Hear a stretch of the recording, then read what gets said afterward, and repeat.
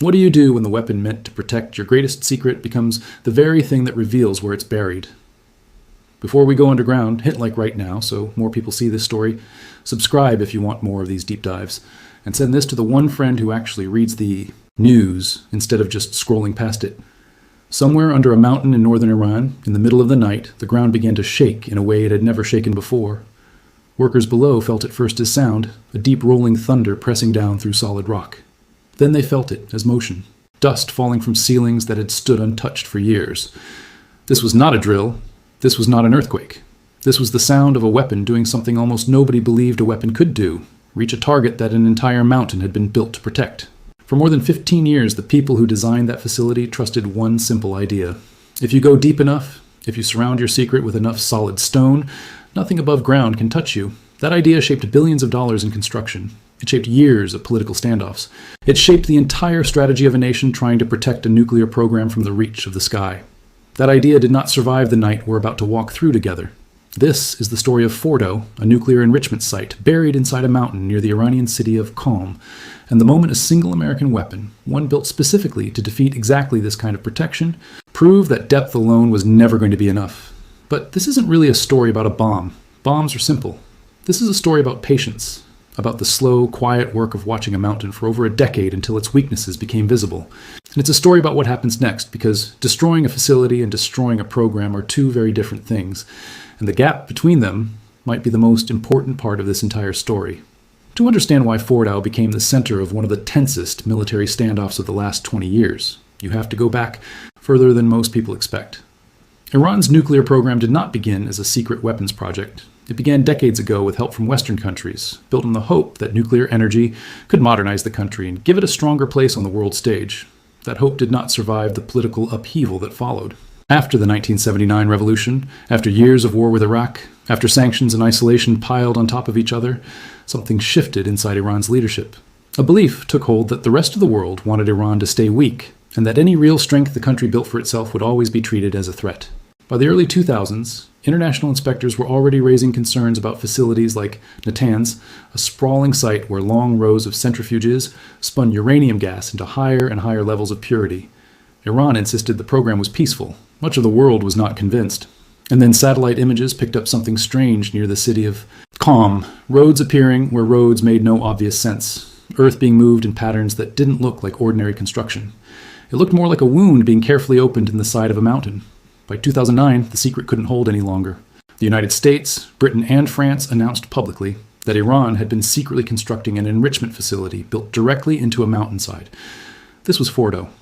Unlike Natanz, sitting exposed in open desert, Fordo was tucked under hundreds of feet of solid rock, protected by geography as much as by weapon systems.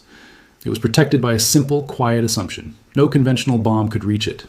Here's why that mattered so much. You don't bury delicate, precision-built machinery under a mountain because it's convenient. You do it because you're expecting trouble. Centrifuges are not rugged industrial equipment. They're extraordinarily sensitive machines, spinning at speeds fast enough that even a small vibration or a tiny shift in the floor beneath them can destroy the whole system instantly. If you can't make the machines indestructible, you make their surroundings indestructible instead. Fordo wasn't just a building. It was an answer to modern air power, a bet that no aircraft, no missile, and no bomb could reach deep enough to matter. For a long time, that bet looked like it was paying off. America's older bunker-busting weapons had built fearsome reputations in earlier conflicts, but they were designed for hardened command posts and buried shelters, not for a nuclear facility hidden inside a literal mountain. The GBU-28, a weapon famous for punching through reinforced concrete, weighed around 5,000 pounds. Against something the scale of Fordow, that simply wasn't enough. The challenge wasn't just building a bigger explosion. If a weapon breaks apart on impact, it turns into a surface blast, all its force wasted at the top instead of where it's needed. If it detonates too early, the energy disperses in the wrong place entirely. The real challenge was building something that could survive the punishing trip through solid rock, long enough to reach the rooms that actually mattered. That need produced the GBU-57, more widely known as the Massive Ordnance Penetrator. The name sounds almost blunt, like something built without imagination. The weapon itself is anything but crude. It stretches more than 20 feet long and weighs around 30,000 pounds, encased in a thick steel shell engineered to slam into rock at tremendous speed and stay intact the entire way down. Inside sits a large, explosive payload. But the most impressive part of this weapon was never the explosive itself. It was the timing. The bomb has to sense, in a very real engineering sense, exactly where it is as it travels downward. It has to distinguish between open air, loose rubble, dense rock, and empty chambers. It has to hold off detonating until it reaches the point where the blast can do the most damage. Deep inside, a structure most people assumed was permanently out of reach. That kind of precision doesn't come from the explosive charge. It comes from years of design, testing, modeling, and most importantly, intelligence. Because a weapon this advanced is still only half the equation. The other half is knowledge, and that knowledge took over a decade to build. Analysts spent years studying Fordo from a distance, watching access roads, tracking construction patterns, monitoring cooling systems and power lines, examining every subtle detail visible from orbit. A new structure appearing here, a ventilation shaft appearing there.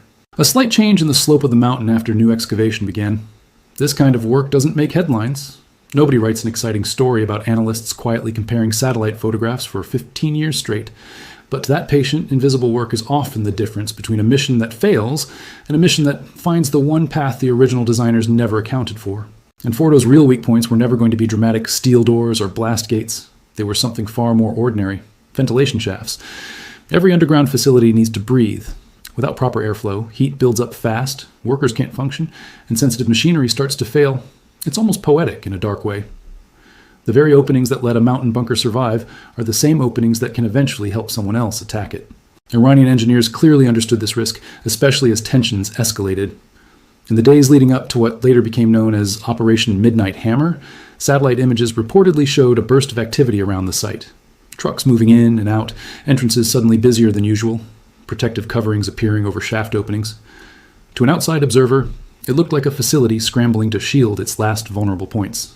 But if American planners had already spent years mapping exactly those vulnerable points, that last-minute reinforcement wasn't a surprise. It was simply confirmation that they were looking in the right place all along. Getting the weapon there was its own enormous challenge. The massive ordnance penetrator is far too heavy for standard aircraft. Only the B-2 Spirit, the stealth bomber developed near the end of the Cold War, is capable of carrying it into combat, and even then, it has to be carried internally, since anything mounted externally would destroy the aircraft's stealth profile. Each B-2 can carry 2 of these weapons at a time, and there are only a small number of B-2s in the entire world. Every hour those aircraft spend in the air requires refueling tankers, maintenance teams, precise route planning, and constant weather monitoring. Rescue plans and electronic countermeasures have to be ready before a single engine even starts. A mission like this, flying from the United States all the way to Iran and back, is not one dramatic aircraft crossing the sky alone. It's an enormous, coordinated system stretched across continents, fuel positioned in advance, pilots flying routes they've rehearsed for years without ever expecting to use them for real. When the full picture of Operation Midnight Hammer eventually came out, the most striking part wasn't even the explosion itself. It was the choreography behind it. Stealth bombers moving in near total silence, tanker aircraft holding position at exactly the right moment, fighters clearing space in contested airspace, submarines positioned to fire cruise missiles in support, decoy flights heading in the opposite direction, pulling attention away from the real strike package, moving quietly along another route entirely. The goal was simple to describe and brutally difficult to execute. Strike the nuclear infrastructure at Fordo and nearby facilities within a tight window, then withdraw before Iran could organize any meaningful response. The message being sent wasn't only that America owned a weapon capable of reaching this deep, it was that America had built an entire system designed to deliver it. A bomb sitting somewhere in storage is a threat, but a weapon connected to stealth technology, precise intelligence, complex refueling logistics, exact timing, and enough political will to actually pull the trigger. That's not just a threat anymore, that's a decision. For more than a decade, Fordo forced that exact decision onto the table, and for just as long, nobody wanted to be the one to make it. There's a much bigger question sitting underneath all of this, and it's exactly where we're headed next, so stick with me here, because this is where the story stops being about engineering and starts being about something far more human. If this kind of grounded, fact-based storytelling is what keeps you watching, do me a favor and tap that subscribe button. It genuinely helps this channel keep making videos like this one. The tension surrounding Fordo was never only about missiles and explosives. It ran much deeper than that, touching questions of politics, morality, and the fragile balance of power across an entire region. Every decision-maker involved understood that whatever choice they made would ripple far beyond one mountain, shaping alliances, economies, and public trust for years afterward.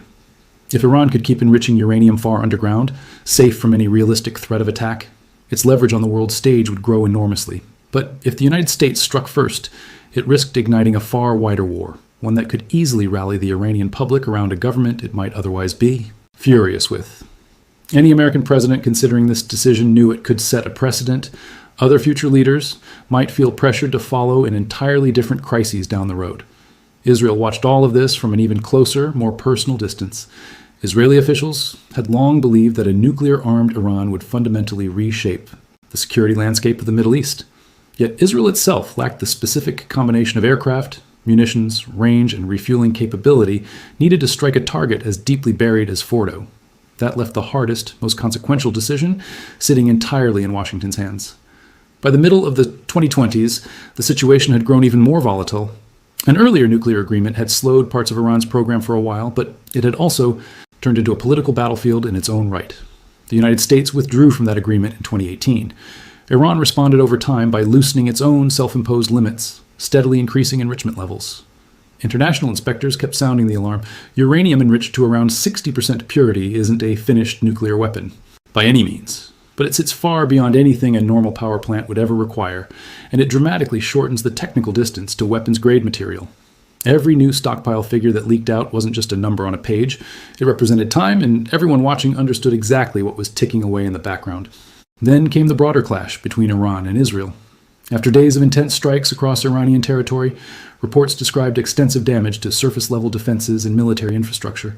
But Fordow remained the one problem nobody else seemed able to solve. It wasn't dangerous because it was massive. It was dangerous because it was protected by something far harder to defeat than steel or radar.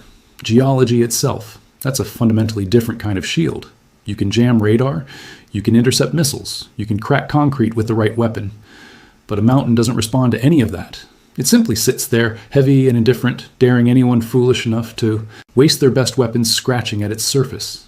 That's precisely why the eventual strike focused so intensely on the entrances the facility couldn't survive without. Early reports suggest the first weapons targeted surface protections and shaft openings, clearing the way. The bombs that followed were then aimed into those same narrow points, adjusted for slightly different depths and timings. This wasn't the older idea of a single massive bomb hoping the explosion alone would be enough. It was closer to driving a series of steel fists through the exact same wound, each one reaching a little further than the last, each one making the next strike more effective. The actual physics behind this are strange enough to sit with for a moment. A bunker-busting weapon doesn't need to destroy every single room to cripple a facility like this. Underground, as blast energy behaves in ways that don't match our normal intuition. In open air, pressure spreads outward and weakens quickly. Inside solid rock, that same shockwave travels through stone, concrete, and steel, finding corners, slamming into walls, turning solid floors into rippling waves of force. When several detonations happen at carefully planned depths, those pulses can overlap and place enormous stress on the entire structure. Even if a chamber doesn't collapse completely, the sensitive equipment inside may already be finished. Centrifuges are built for extreme speed, not for punishment. Vibration alone can destroy them. A sudden loss of power or contamination can be just as fatal to the system. You don't need to melt these machines into slag. You only need to make them permanently unable to spin. That's the cruel irony sitting at the heart of this entire strategy. The deeper a facility sits, the more protection it seems to gain from ordinary weapons. But if a specialized weapon manages to find the right path inside, all of that surrounding mass stops acting like armor and starts acting like a hammer. The rock that once offered comfort becomes the very thing amplifying the destruction. The engineers who designed Fordo were not careless people. They clearly understood modern air power. They knew Israel had struck nuclear facilities before in other countries. They understood that the United States had spent decades refining precision strike capability to an extraordinary degree. If they made any real mistake, it was believing that the technological contest between hiding and finding would simply freeze in place once their mountain was finished. They built their defenses against the weapons that existed at the time. Their eventual opponent spent years building weapons and intelligence specifically around the mountain they had already built. In the first hours and days after the strike, official statements sounded almost absolute. Words like severe damage and total destruction appeared repeatedly. Satellite images showed collapsed ridgelines, disturbed earth, blocked entrances, and clear signs that the ground above parts of the facility had physically shifted. To a lot of people watching from the outside, the story felt finished. The mountain had been hit. The weapon had worked exactly as intended. The most protected nuclear site in Iran was gone. But real conflicts almost never end with one single clean picture. And that's exactly the uncomfortable truth we need to sit with in the next part of this story. Quick pause here, because what comes next genuinely changes how you should think about everything we've just covered. If you want to see where this leads, make sure you're subscribed. And if you know someone who only pays attention to the headlines instead of the full picture, this is the video to send them. Assessing real battle damage is an incredibly slow process under the best circumstances. And it becomes even harder when the target sits buried underground, controlled entirely by the country that was just attacked. Some of the most important evidence about what actually happened simply stays buried behind collapsed tunnels, completely out of view. Then the doubts started surfacing. Early intelligence assessments, some labeled as low confidence, reportedly suggested the strikes may have only delayed Iran's nuclear progress by a matter of months rather than years. Other officials pushed back firmly, insisting the damage was far more serious and long-lasting than that. Independent analysts warned that both sides in this argument had obvious reasons to exaggerate in opposite directions. Governments generally prefer their victories to sound complete and decisive. Adversaries generally prefer their survival to sound total and unaffected. The actual truth tends to sit somewhere quietly in between those two extremes. Here's the deeper problem worth understanding. A bomb can absolutely collapse tunnels and destroy expensive machinery. What it cannot do is erase knowledge from the minds of the engineers and scientists who built the program in the first place. It cannot guarantee that every single gram of enriched material was still sitting inside the facility when the first weapon actually arrived. And if some of that material had already been moved out beforehand, then a genuine military success on paper only answers part of a much larger question. This is the uncomfortable reality surrounding nuclear programs in general. They aren't simply buildings you can point to on a map. They're entire networks, spanning mining operations, conversion plants, enrichment facilities, storage sites, trained scientists, supply chains, computer systems, and political decisions made far from any physical target. Destroying one facility can matter enormously, especially when that facility is genuinely unique. But it doesn't erase the underlying knowledge of how enrichment actually works. It doesn't remove every tool available to rebuild. It might buy valuable time. It might reshape strategic calculations. It might frighten leadership into reconsidering their approach entirely. Or, just as easily, it might convince them to dig even deeper the next time around. That's exactly why the word setback carries so much more honesty than the word ending. A setback can absolutely be meaningful. It can be genuinely necessary given the alternative. But it is not the same thing as peace, and confusing the two is one of the most dangerous mistakes anyone analyzing this story can make. Still, the symbolic weight of that night was enormous, regardless of the lingering uncertainty. For decades, powerful nations have buried command centers, missile facilities, and research programs deep underground. North Korea has built this kind of infrastructure extensively. China studies these methods closely. Russia has constructed entire underground complexes designed around the same core assumption. Iran was simply following a well-established tradition. The logic behind it is almost embarrassingly simple. If your enemy controls the sky above you, then you go beneath the earth instead. But the strike on Fordo, as it's been described by multiple sources, sent a serious warning to every military planner who trusts that logic a little too completely. Depth is not magic. Granite is not an unbreakable promise. A bunker is only ever as secure as its single weakest connection to the surface above it. Whether that's a ventilation shaft, a buried cable route, a drainage tunnel, an access road, or simply an overlooked pattern in the surrounding dirt, one detail, missed or underestimated, can end up deciding an entire strategic contest. And that's precisely what makes this weapon so much more unsettling than a typical bunker-busting bomb. A normal weapon is simply a weapon. What was used against Fordo functioned more like an entire method. It combined years of patient intelligence, gathering, custom engineering built around a specific target, stealth-based delivery, carefully chosen political timing, and an unmistakable psychological message underneath all of it. The message was clear, even if nobody said it directly. If you build a fortress, someone will eventually spend years quietly learning its habits. If you seal one entrance, someone will start asking exactly what that tells them about the room hidden behind it. If you dig deeper to protect yourself, someone else will simply build a bigger, smarter weapon to follow you down. The most unsettling part of all this was never the sheer weight of the bomb. It was the fact that the entire weapon was designed around a very specific and very human assumption, the quiet belief that eventually someone watching from the outside would simply stop looking. That exact belief keeps repeating itself throughout military history, over and over again. Castles were considered unbeatable until cannons changed the entire equation. Battleships were considered untouchable until aircraft rewrote the rules of naval warfare completely. Fixed missile silos were considered secure until precision guidance made their exact locations meaningless. Every defense eventually creates its own race against time. At first, the wall wins decisively. Then, the attacker studies that wall for years, develops new tools, trains new specialists, and quietly waits for the day the wall itself becomes nothing more than a map showing exactly where to strike. Fordo was, in every meaningful sense, a modern castle built into the side of a mountain. It was designed for a world where older weapons simply couldn't reach that deep. But technology never stopped advancing after 2009, and neither did the fear driving both sides of this standoff forward.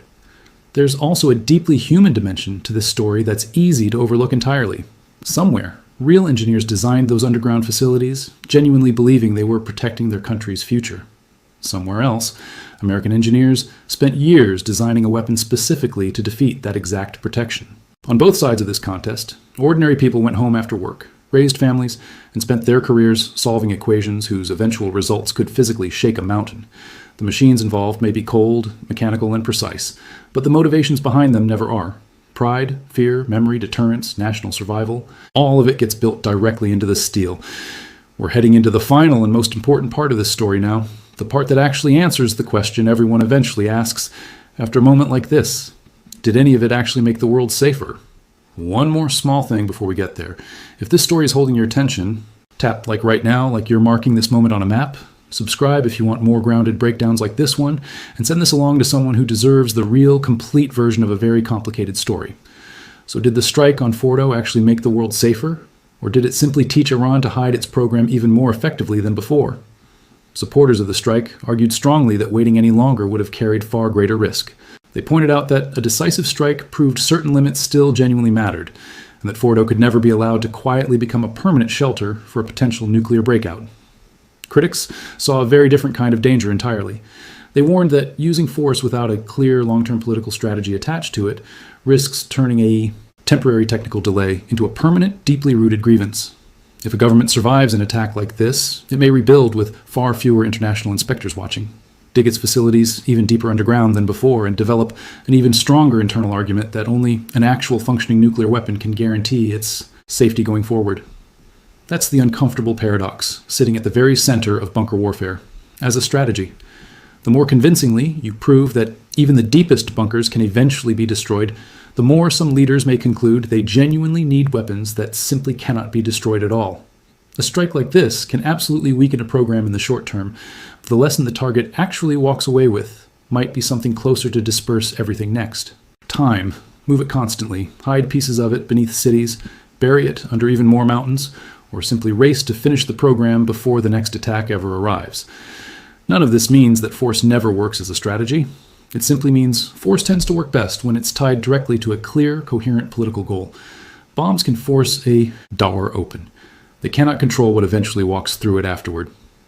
For the United States, this entire mission also functioned as a demonstration aimed at both allies and rivals watching from around the world. To its allies, the message was simple. America still has genuine reach. It can launch from home soil, cross oceans undetected, coordinate seamlessly with regional partners, and strike targets that virtually no other country on Earth is currently capable of reaching. But there was a second message buried underneath that one, quieter and arguably far more important. The true advantage on display here was never really about steel or explosives at all. It was the ability to focus an entire national security apparatus on a single problem patiently for well over a decade. Universities, research laboratories, pilots, intelligence officers, satellite analysts, engineers, software specialists, and senior commanders all contributed to this single outcome. Fordo was never just facing down one bomb. It was facing an entire civilization's sustained, organized attention. For Iran, the lesson landed in a far more painful way. The very thing that made Fordo so strong ended up becoming its greatest vulnerability. Because it was so famous, so heavily reinforced, and so central to the entire nuclear dispute, it attracted years of relentless study from the outside. Secrecy didn't protect it forever. Depth didn't keep it off the eventual target list. Instead, the facility became a fixed point that American intelligence could patiently orbit around for over a decade. A moving target is genuinely difficult to hit. A buried target is difficult to physically reach. But a buried target that can never move gives a sufficiently patient adversary something exceptionally rare. Plenty of time to fully understand it. Most people will remember this story because of the sheer size of the bomb, since enormous weapons make for simple, memorable images. A 30,000-pound weapon is easy to picture in your head. But the real image at the center of this story should look completely different. Picture a quiet room full of analysts staring at satellite photographs for years, waiting for a shadow to finally make sense. Picture engineers testing steel casings against solid rock samples over and over again. Picture programmers modeling shockwaves traveling through underground chambers they've never physically seen with their own eyes. Picture pilots training for years to cross half the globe completely undetected. Picture decision makers sitting with options where every single choice carries genuine, unavoidable risk. That's the real machine hiding behind the machine everyone remembers. The bomb itself falls for only a matter of seconds. The preparation behind it lasted for years. And even after all of that painstaking preparation, real uncertainty still remains. No outside observer can know with total confidence exactly which tunnels collapsed and which ones didn't. No satellite can see every single storage container that may have already been moved elsewhere. No official statement from any government involved should ever be treated as a perfectly clear window into what's actually happening deep underground. This is exactly why serious analysis has to hold two separate ideas at the same time without collapsing them into one simple story.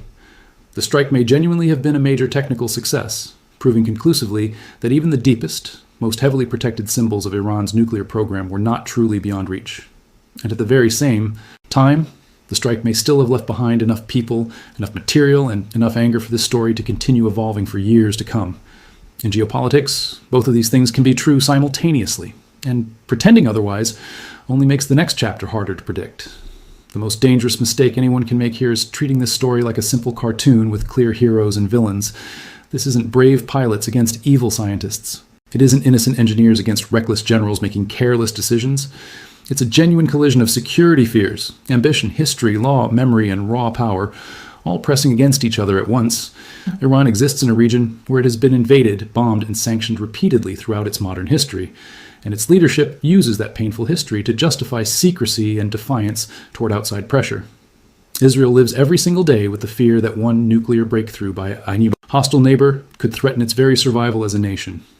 America carries both the burden and, at times, the arrogance of being the only power on Earth with tools large enough to shape this outcome from thousands of miles away. Every side genuinely believes it's the one preventing disaster. That belief, held simultaneously by every party involved, is exactly what makes real disaster so difficult to avoid entirely. So what did all that granite actually manage to stop in the end? It stopped the easy answers. It stopped smaller, less sophisticated weapons from ever being a serious option. It stopped quick, simple plans from ever being realistic. It forced the United States to design a heavier bomb, a smarter guidance system, a longer and more complicated mission, and a far deeper, more patient intelligence effort than anyone might have expected at the very start. But it did not stop attention. It did not stop engineers from continuing their work elsewhere. It did not stop the slow, quiet math of a determined nation trying to prove that no fortress, no matter how expensive or how deep, is ever truly final. That may be the single most important lesson buried inside this entire story. The future of warfare isn't only about raw firepower anymore. It's about identifying the exact point where confidence quietly turns into weakness. But the political lesson underneath all of this is considerably darker. If every bunker can eventually be found and reached, then every nation that feels genuinely hunted may go searching for an entirely different kind of protection instead. It might scatter its program across multiple hidden locations. It might choose to hide critical infrastructure among civilian populations. It might race forward even faster than before. Or, in the best possible outcome, it might finally choose to negotiate seriously, not necessarily because trust has grown between the two sides, but simply because the price of continuing to hide has become too painfully high to justify any longer. None of these possible paths forward is simple or guaranteed. A single bomb can absolutely shift a strategic calculation overnight, but it cannot manufacture genuine trust all by itself.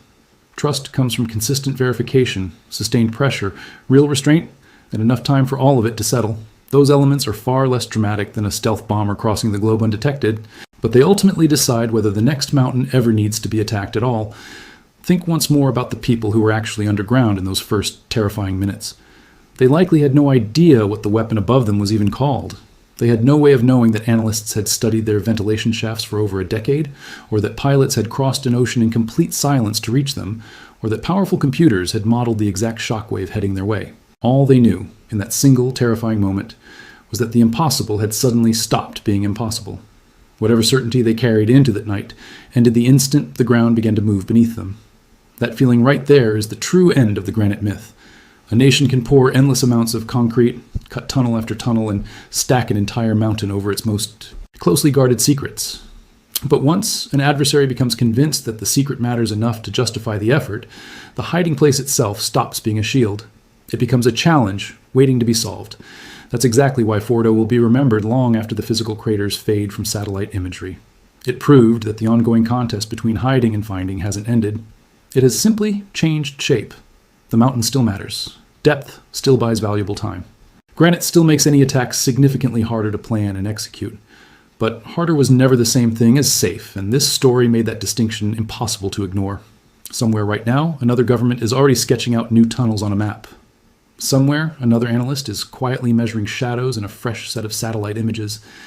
And somewhere else, another engineer is sitting with the exact same question that started this entire chapter. How do you build the next weapon capable of reaching the next impossible target? Iran trusted its mountain to close this question permanently. What actually happened instead proved that the question was only getting deeper. If this story changed how you think about hidden power, buried secrets, or the true cost of feeling untouchable, that's exactly why this channel exists.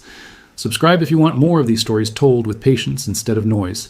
And tell me in the comments, do you think depth can ever truly guarantee safety again, or has that idea already become obsolete? I'll be reading everything you write.